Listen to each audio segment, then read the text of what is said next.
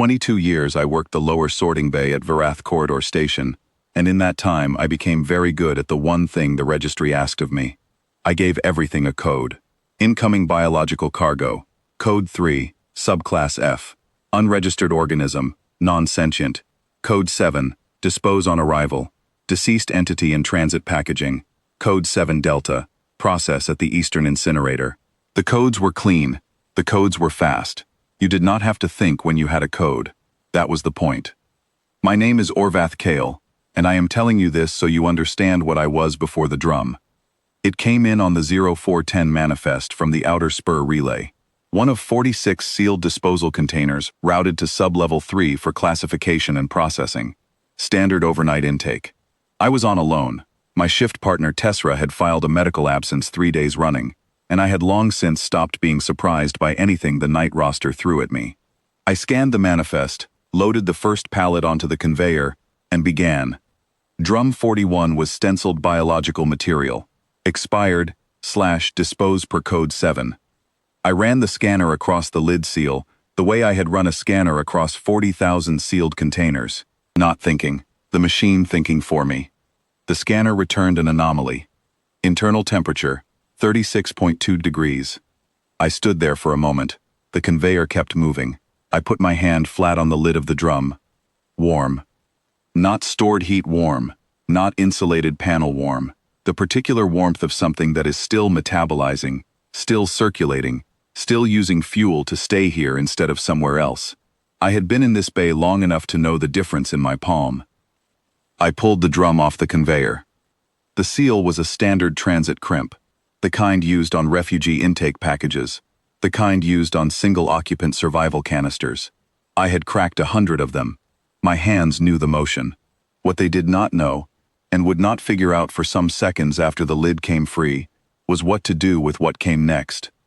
She was curled in the lower half of the drum, like something that had learned to take up the smallest possible space. Silver-green skin, amber eyes, opened halfway, watching me with a patience that should not have existed in something that small. A length of packing webbing had been looped around her middle and clipped to the drum's interior ring, not trapping her, holding her still. Someone had done it carefully, the way you secure something you are trying to keep alive. She was holding a disc in both hands, flat, dark, the size of my palm. Old Sorev resettlement notation scratched into the surface, in a language I could not read, but had learned to recognize on sight. A receiving address, a destination someone had pressed into her hands like a promise. I did not move for a long time. She did not move either. She watched me with those amber eyes and did not ask me for anything, which was the thing that undid me. She had already learned, wherever she had come from, not to ask. I became aware of 3 things in the order they mattered. First, the 0530 audit skiff from the Registry Authority was scheduled to dock at Bay 9 in 47 minutes. Senior Inspector Tarath Voss and 2 classification officers. Surprise compliance review. It had been on the station calendar for 6 days, and I had known it the same way I knew all scheduled things. Neutrally, the way the codes knew them. Second, the drum's manifest code was 7. Once the audit team pulled that manifest, the drum's disposition was fixed. The child in it had no legal existence inside the registry. She was listed as expired biological material, and that was what she was, as far as the code was concerned, and the code was the only thing that existed at Varath Corridor Station. Third, there was a provision.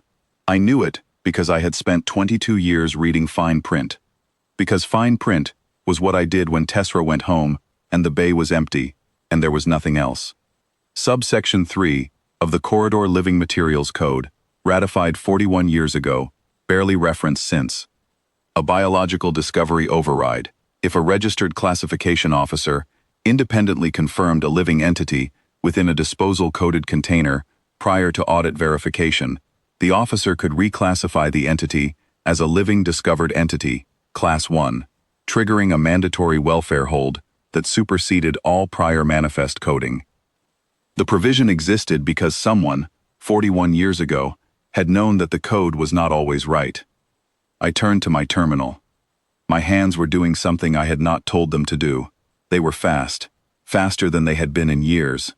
I pulled up the override form, Form 7L, subsection 3, and I began to fill it in the way I had filled in 40,000 forms, except that nothing about this was the same as filling in 40,000 forms. My chest was doing something. I did not have a name for it. I had spent 22 years at a terminal that did not require my chest to do anything, and now it was doing something, and I filed around it. Drum serial, VCS 0410041. Contents at discovery. One living entity, non-human, juvenile. Internal temperature at scan, 36.2 degrees. Time of discovery, 0438 station local. Classification officer, Kale, Orvath. Registry number 7704 Bravo.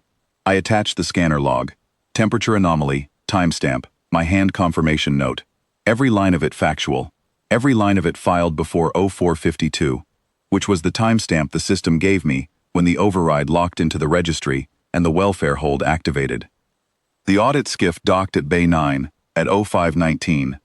Senior Inspector Voss was a tall man who wore his classification rank the way some people wear a face, like something they'd decided on and didn't revisit. He came into the bay with his 2 officers and his manifest tablet, and he looked at the drum on my secondary table, and then he looked at me. That container is flagged code 7 on the overnight intake. It was, I said. I filed a living materials override at 0452. The child inside it has been reclassified as a living discovered entity, Class 1. The welfare hold activated at that time. The code 7 disposition is legally superseded. He looked at his tablet for a long time. Subsection 3, I said. Corridor Living Materials Code. Ratified 41 years ago. More silence. I had been afraid of Voss once, the first time he came through for a compliance review 7 years ago. I had done everything correctly that time and still been afraid. I was not afraid now. I was something else.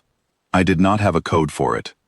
The override requires a resettlement referral within 72 hours, Voss said, which was the only thing left that was technically true. I filed the referral at 0453, I said. Sorev Resettlement Coordination Office. Coordinator Oren Voss is confirmed for 0800 tomorrow. He left. His officers left with him. I stood in the bay and listened to the audit skiff undock from Bay 9, and I looked at the child sitting on the table beside her drum, still holding the disc in both hands, watching me. I said something to her in corridor standard. I don't know what. She watched me the way she had watched me when I lifted the lid, patient and not asking, and after a while she held the disc out toward me. I took it. I turned it over in my hands. The scratched notation felt like a voice I couldn't hear. I gave it back to her. She took it and held it again, like she'd known I would return it. Coordinator Vass arrived at 0747, 13 minutes early. She was a compact Sorev woman who walked through my bay like she had walked through 100 bays just like it, which she probably had. And when she crouched down in front of the child and spoke to her in the old language, the child's face did something I had not seen it do yet. Not relief, older than relief, recognition. I filled in the transfer form. Entity, living discovered, Class 1. Disposition, transferred to Registered Resettlement Authority. Classification Officer, Kale. Timestamp, 0752. The last form I would ever file at Vereth Corridor Station. Ass lifted the child.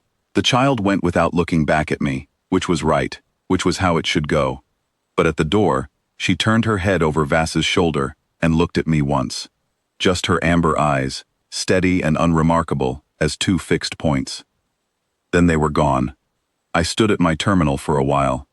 The overnight manifest was still open on the screen. 45 drums processed, 1 override filed, 1 welfare hold cleared, 1 transfer complete. Everything coded, everything closed. I closed the manifest. I picked up my badge from the terminal ledge and put it in my pocket. I did not leave it on the ledge, which would have been the proper procedure for an officer going off shift. I just put it in my pocket and walked to the door she had gone through and went out the same way. 22 years, I gave everything a code. She was the first thing I found that gave one back.